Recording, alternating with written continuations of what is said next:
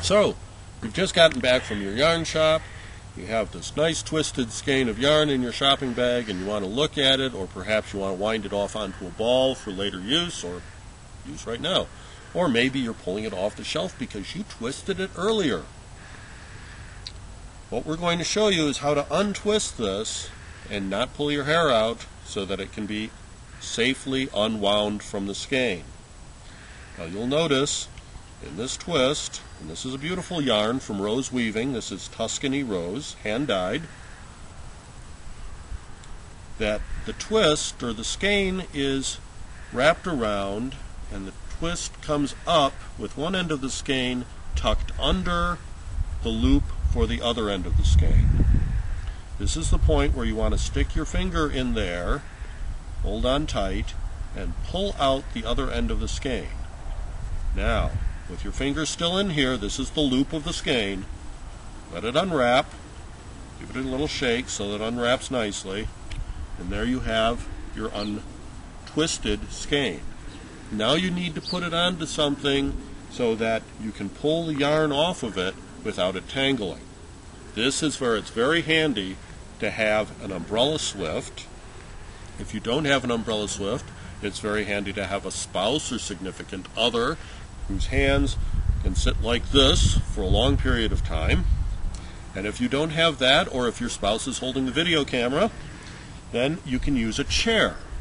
Now if you have a chair with two knobs on the back here, that works very well. And if you don't have a chair like that, you can flip a chair over and use the legs of the chair, and that works very nicely because you can put the chair upside down on the table, puts the yarn at a very nice height. We're going to use the back of the chair here. Now, before you go too far, you want to identify where the ends of the skein actually are so you know where to start unwinding from.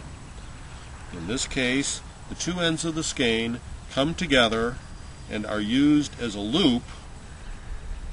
Right here you can see this loop that's tying up and holding the skein together. This loop is